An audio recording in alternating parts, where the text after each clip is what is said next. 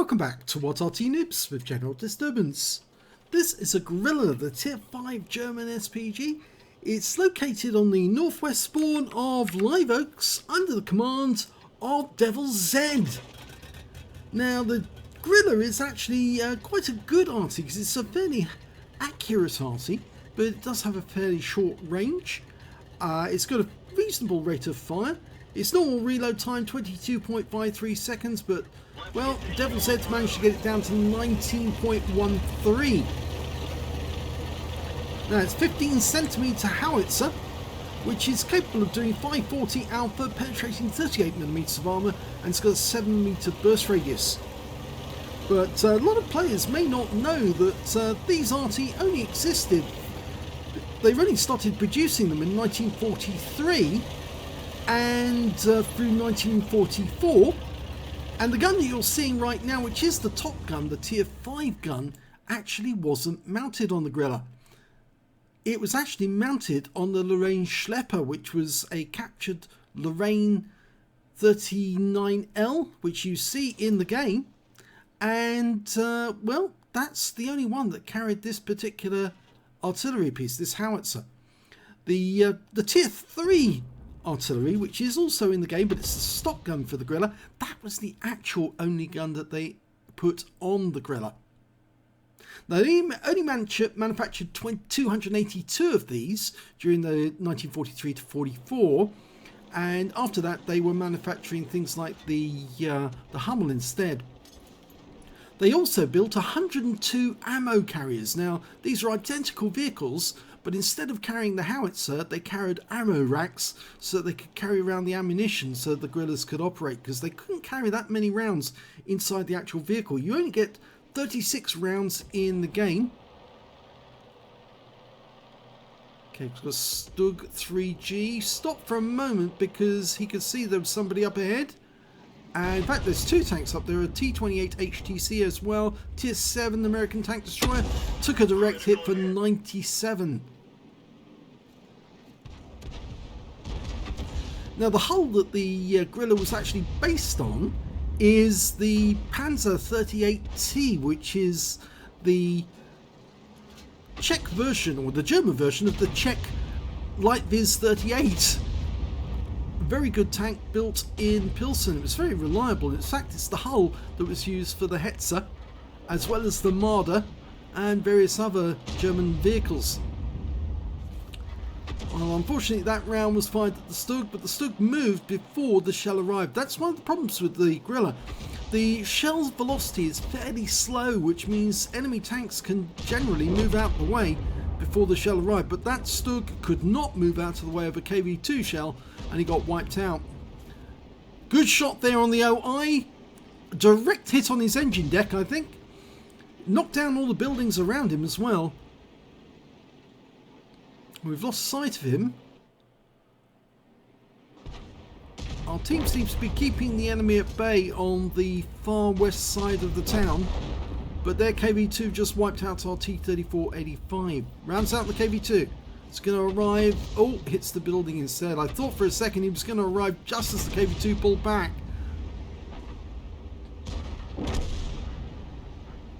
Now, this is the first of a couple of replays featuring the Grille. I rather like the Grille. It's a very accurate Arty. It can be very good at shooting at targets which are hiding behind objects like buildings or rocks. And it's very persistent. It's very consistent as well, you might say. The only drawback is that it's only got a very narrow gun arc, 5 degrees either side of the center line, which means the vehicle does have to move every time. You have to re-aim at a target.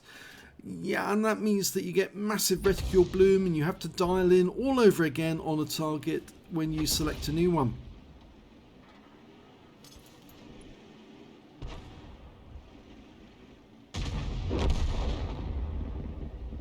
Now, funny thing about the ammunition carriers as well, I should have mentioned that when I discussed them, is the ammunition carriers were identical to the version which actually had the howitzer. So if there was ever a problem with the vehicle that was actually carrying a howitzer, they could actually take off the ammunition racks, take out the howitzer out of the vehicle that was faulty and mount it in the vehicle that was previously carrying all the ammo. And the thing could then go straight into action. It was just basically the Grille without the gun. Normally there'd be 6 Grilles per battery, so you get 6 of these working together in any particular unit. Oh, I just got derped by their KV-2, but the KV-2 died as well to our Jackson.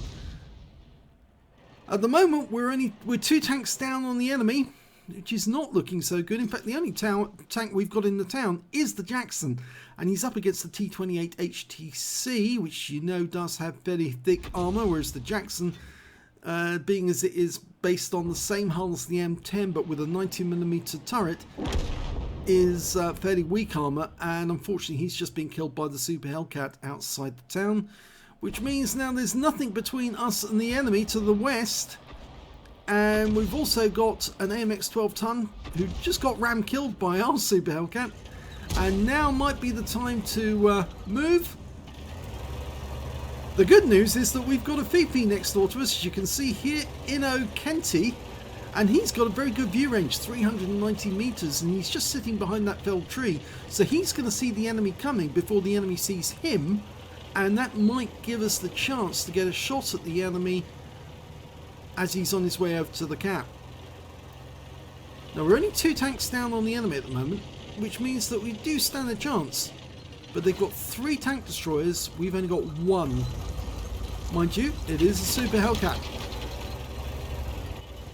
Okay, there's the enemy Super Hellcat, and he's trying to shoot up, or Devil Zed's trying to shoot up over that building just in front of us. He fires a snapshot in. Unfortunately, he wasn't fully dialed in, and the shell went long, landed way down right next door to the water. He's fully dialed in now, but he's just got to wait for the reload to go through. 19.13 seconds, as I mentioned. He should be able to put a round right on that Super Hellcat, and if he hits him, he should wipe him out. Line him up, rounds out, here we go. Yep, there you go. Fantastic kill. Very accurate gun once fully dialed in. T28 HTC is on its way out of the town. Okay, let's see if Devil Zed can get around on this guy. Should be able to. He won't kill him with 1 shot, but he might now, because he just took some damage. But unfortunately moved forward, and Devil Zed wasn't able to get the aim adjusted in time. Okay, we've got an IKV 103. We can probably get a shot onto him, and remember he's got fairly weak armour. Rounds out, this looks good. That landed where he was, but we don't know how much damage it did. And we've just lost our Fifi, which means we've lost our eyes. We've only got the Super Hellcat in front of us now. Surprisingly, the enemy Arty haven't been firing in our direction. So I've got to wonder what they're doing, because they should be firing in.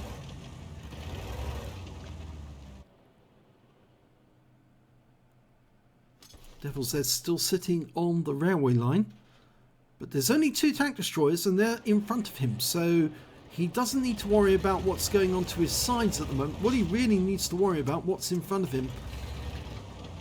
And I think I'd be more concerned about that IKV 103, because I think it might be sneaking up. Super Hellcat's only got 18 hit points left, and here comes the IKV, and he is sneaking up, but the Super Hellcat gets the kill shot and gets behind the building in time. But will he survive the Arty? Is the Arty going to shoot him? No, the Arty missed him. They didn't see him. And the T28 HTC, oh, he's found the enemy Arty, the Grille, one of them. Okay, now Devil Zed can get around on. He's auto-aimed onto that target. He's not going to aim in the battle assistant or the overhead mode. He's just going to shoot once he's fully dialed in. Oh, beautiful! That was nice. Unfortunately, we lost the Super Hellcat. He was taken out by the enemy Fifi. And that means now it's just 2 Artys versus a tank destroyer and 2 Artys. Yeah, this is going to be interesting. Now, Devil Zed's going to have to be the one spotting for the Bison, or Bison, I should say, behind him. Oh, it's not a Bison, it's a Bishop, sorry. Tier 5 game. Actually, it was a tier 7 game with tier 5 tanks in it, so it couldn't have a BSOL. Okay, the bishop's moving to a more advantageous position. That's it. He's going to be behind the buildings. He can shoot up over them very easily. If the T-28 is still in the town, Devil's Edge should be able to get a shot on him when he comes out the town, but his view range isn't that great. It's only 260 meters, and he's aiming over, at this moment, over about 400 meters. Shouldn't be doing that. You should aim only as far as your view range is likely to be. Remember, the tank might have some camo. If he does, you're not going to see him until he gets a lot closer. So that's the best thing to do. If you've got a camo range or view range of only 260 meters, aim close. And somebody is in the cap. And what's the betting? That's the T-28. Well, somebody managed to get very, very close without being spotted.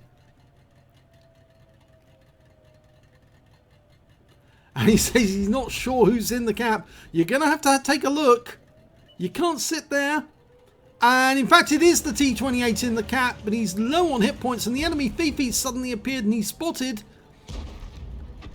The bishop is now taking shots at the T-28, but the Fifi is after him. So what is going to happen here? Because this is getting very interesting. What's going on behind us? Oh, we lost the bishop to the T-28. But Devil's Egg comes around the corner and dupes the T-28 out of existence. The enemy Arty, the other one, the Fifi, misses him.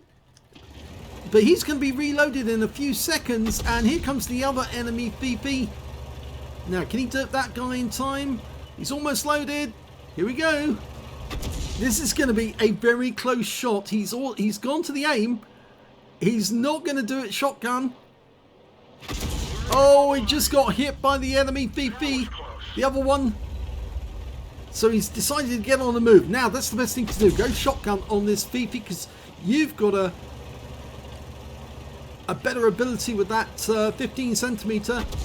The enemy Arty, long way away, is still firing at him. Now, dupe him. Oh, he's been hit again. A near miss. A splash. That's the trouble when you're fighting two Fifis. And there's another one. One's firing at him every 10 seconds. The other one's hiding behind that house, telling him where the enemy is. If he pulls back far enough, the other Fifi should be able to spot him, and then the other one can't fire at him. There, he's come around the corner. Oh, and he takes him out with a shotgun. Lovely one.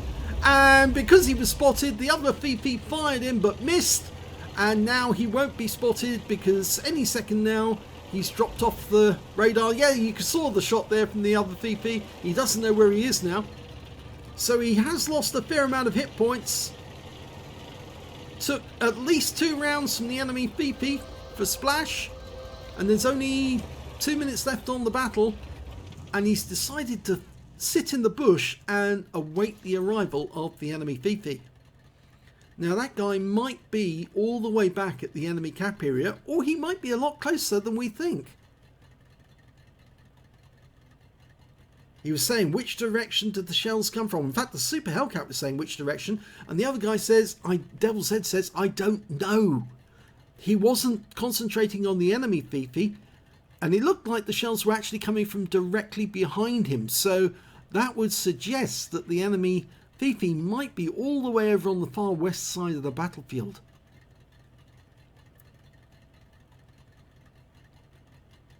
And I think they're saying, the Super Hellcat saying guess town, and Devil's Head said draw maybe. And the Super Hellcat says most likely. Well, it's still possible they might win if the enemy Fifi turns up.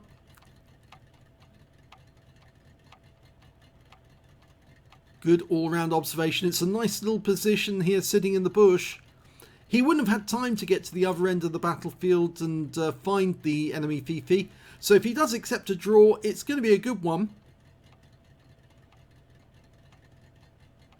He's certainly done enough 4 kills. It's the highest number of kills on his team. And 2 shotguns as well. Yeah, the Bishop says the Fifi has better eyes. He does. Yes, he has a 390 meter view range. The Grille only 260. There's the enemy Fifi! And he did move his vehicle, but will he be spotted? I doubt it.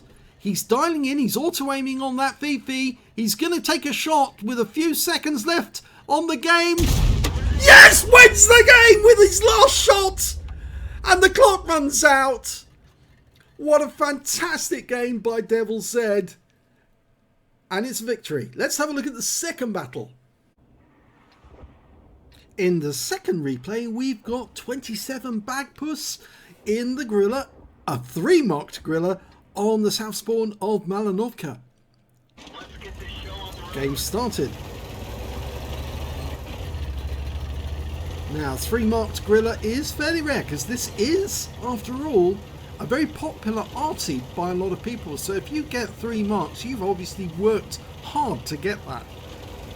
Now he's moving up quite a long way, getting closer to the enemy, because of course remember this Arty does have fairly short range, and so he wants to be able to hit enemy targets the moment they get spotted. First one he spots is an A20, fires his first round in. Unfortunately it goes long.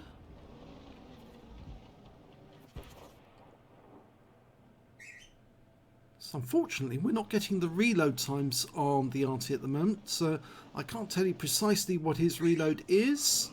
I'll have a look and see. It's about 18 seconds. It said standard 22.53. He just got a direct hit on the KV2 as it was moving up. We know it's a direct hit because there was no explosion after that shell. And you can see he's fully dialed in, ready for that A20 shot. Yep, just about 18.5 seconds per shot. Now we've got a Churchill on the water side there. I normally aim a shot for the bushes, which are just to the left there, because normally there's a light tank goes spotting in those bushes. It's actually quite annoying if they suddenly get hit by an Arty round. And he aimed behind the Churchill, expecting it to drive back into the shell, but unfortunately it wasn't going as fast as he expected. But I'm sure he'll adjust that and get a nice shot. Now the good thing about the position that he's in at the moment means that he should be able to hit the enemy tanks on the hill as well. And he gets a direct hit which wipes out that Churchill. Remember, 540 alpha, so even a non-penetrating shot is going to have considerable amount of damage, possibly as much as 260 to 270 hit points. The A20 suddenly appeared a little further down. He fires a snap at it, didn't let it fully dial in, but he's still got some damage on the guy. 44 hit points, he's tracked, and unfortunately we lose sight of him.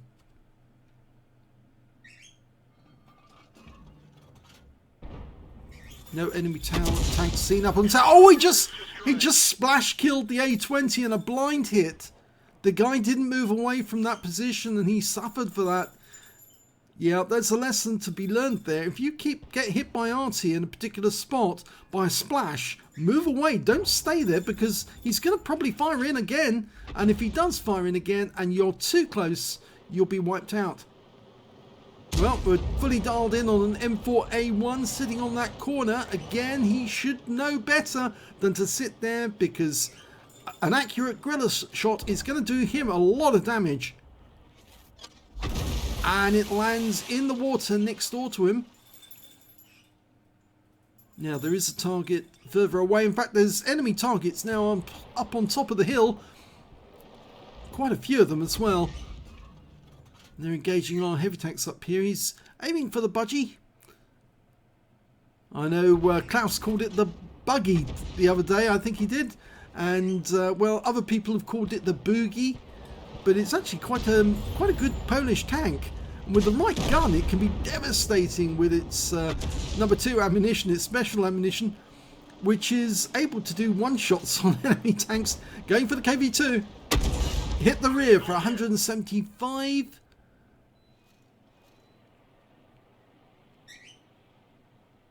So that's 2 kills so far for Bagpuss. There's the budgie.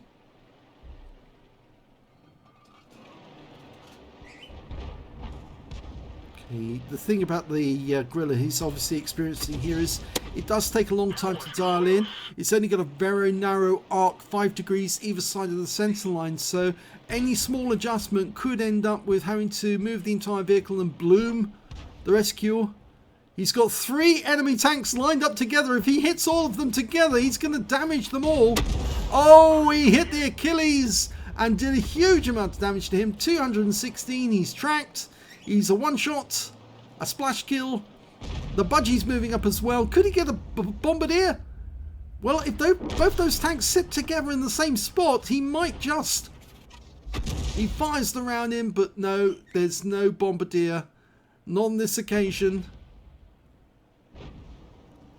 The KV-2 is trying to get up behind our guys, and that's a very silly move to make when you've got enemy behind you.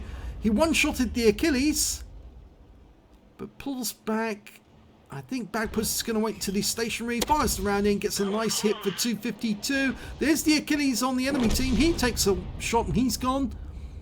So no bombardier today. There's an Excelsior. As you may have seen in my previous videos, very weak armor on the sides of those vehicles. If you can hit the sides, you can badly wound those guys. And he killed him. He must have gone in through the side of the vehicle and taken him out altogether.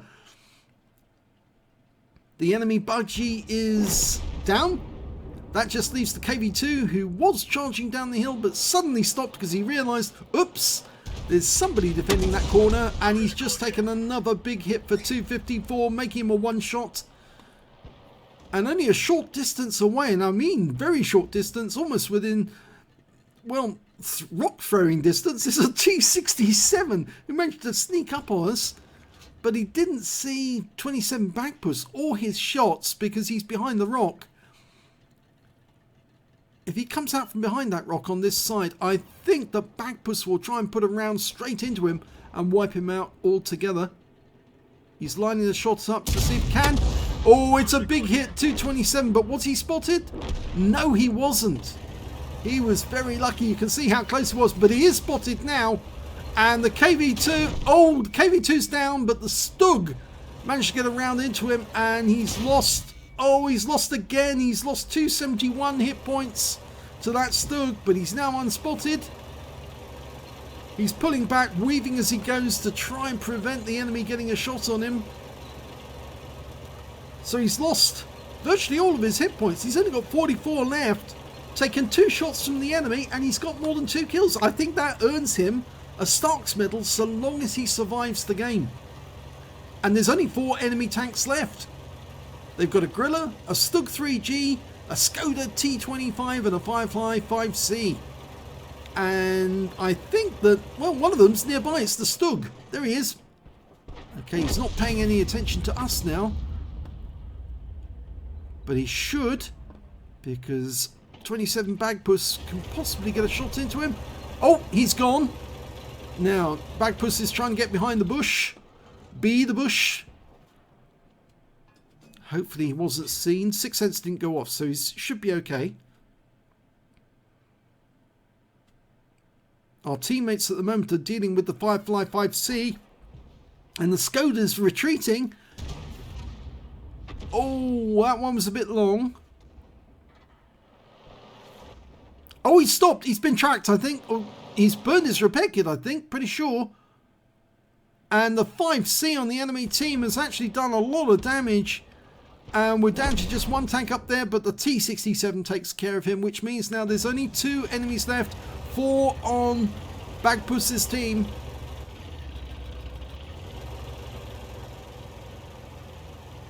Now he's moving closer to that Skoda, going back to his original position, which is actually quite good for shooting up onto the hill as well as down below. We still don't know where the enemy are. Oh, he's been spotted. There he is. There's the Grille. Okay, dial in. Let it settle. Unfortunately, the snapshot didn't work, but the Grille is looking like he's going to go down because he's being the circle of death from the T-67. And there's the death. That means there's only 1 enemy left. It's the Skoda. As we both know, he went up the hill not to fetch a pail of water, unfortunately. He's gone up the hill to hide. the best thing to do would be for the T67 to go to the cap and sit in the cap and force him to come back down. Our Matilda's going up the hill, as is the 40TP, but they're going up very slowly. The T67, I don't know why he's doing what he's doing at the moment. He's gone up into grid square A1. You're not doing anything there. You really need to go to the cap. I get the feeling he assumes that the enemy Skoda is going to come back down the hill on the other side, and he's waiting to ambush the guy. So Bagpuss has decided he needs to get close to the cap, or at least closer to the centre line, so he can attack the enemy tank. There's the Skoda. He's been spotted. Okay, he's gone straight to the aim. Is he within range? Yes, he is within range, and T67 can probably see him. He fires the snap, but unfortunately, again, it's not accurate on the snap, the Grille. You really need to use aim shots, and the Skoda knows where the T67 is now. Yeah, he fired one round in, and the Skoda found out where he was, and we've lost sight of the Skoda.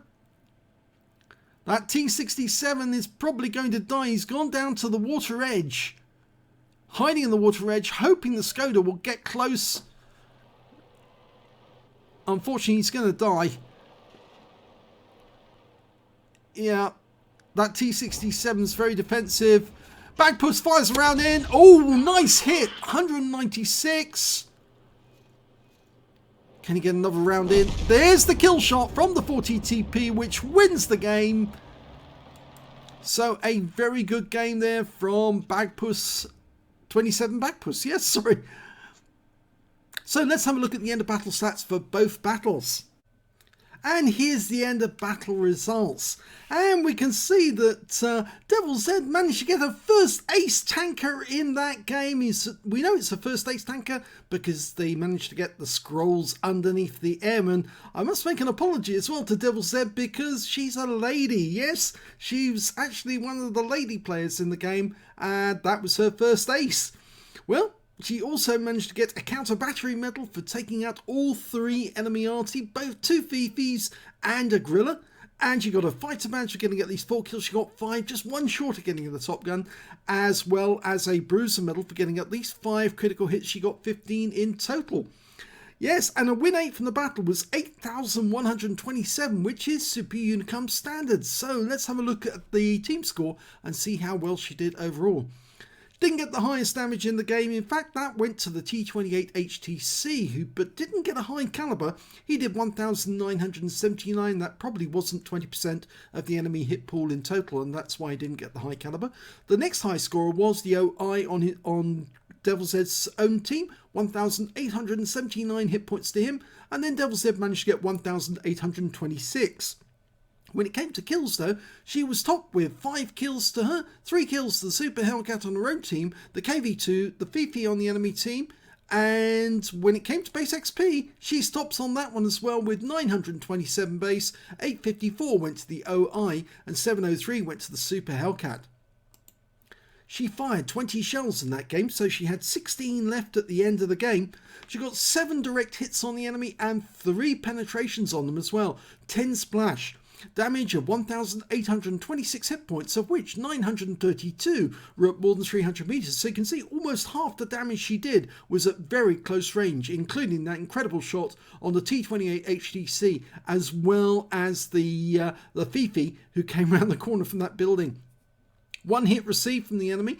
I'm pretty sure that shot that hit her came from the, not from the T28, but from one of the Artys, who did get a direct hit. But there was 3 splashes from the enemy as well, from the enemy Artys. 2 vehicles were spotted. Both of those were the Artys. 8 enemy vehicles were damaged, 5 were killed, and 8 stuns were caused, but no stun assist. On a free-to-play account, Devil Z earned 24,203 credits, got 12,102 from personal reserves, and 4,405 for completing the mission and events, so a total of 40,710 credits altogether. After repair and ammunition resupply, she took away a profit of 29,556 credits, which is not bad for a tier 5 Arty. 927 base XP, 463 from personal reserves, took away 1,390 experience points altogether. So she says, Mr. Grille's lucky day. Well, it certainly was in her case, because she did win the game for her team almost single-handed towards the end, because remember, she took out 3 tanks all on her own. Yes, and 2 of those were Fifi's. Very difficult to take down the Leffy. So let's have a look at the second battle, and that was 27 Bagpuss. Well, he also managed to get an ace tanker, but he's had one before in the Grille. He managed to get a Bruiser medal for getting at least 5 critical hits. He got 19. He got a Gauze medal for doing more damage than 8 times the hit points of his own vehicle. He got a Starks medal. He took down at least 2 tanks, received 2 shots from the enemy, lost at least 2/3 of his hit points, and survived the battle to get a Starks. He got a high caliber for dealing the most damage in the game, and he got a Confederate as well, because he hit more of the enemy than anyone else on his team. His win rate from that battle, 9,485, which is Super Unicum standard and quite a bit more. If we look at team score, we can see that he did get the highest damage in this one, 2,968 hit points. The next high scorer being the T67 with 1,602, followed by the KV2 with 1,457, and the Cromwell just closely behind, 1,437. When it came to kills though, unfortunately he didn't get the top in this one. The T67 got 4 kills, 27 Bagpuss got 3, but he shared that with the Firefly 5C on the enemy team.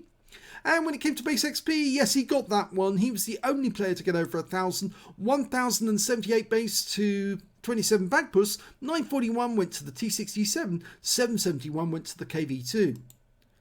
27 Bagpuss fired 23 rounds in this game, got 7 direct hits, 2 penetrations, 15 splash. Damage of 2,968 hit points, of which 2,741 were at more than 300 meters. He receives 2 hits from the enemy, both were penetrations, both came from the Stug 3, which, well, spotted him from the top of the hill, but luckily he managed to work his way back into cover and avoided any further shots that might have taken him out of the game, because he only had 44 hit points after those shots. 9 enemy vehicles were damaged, 3 were killed, and 37 hit points of damage assistance, and 29 hit points of stun assist off 13 stuns. On a premium count, he earned 47,235 credits from the game, got 64,123 credits for completing the mission and events, and a total of 111,358 credits altogether.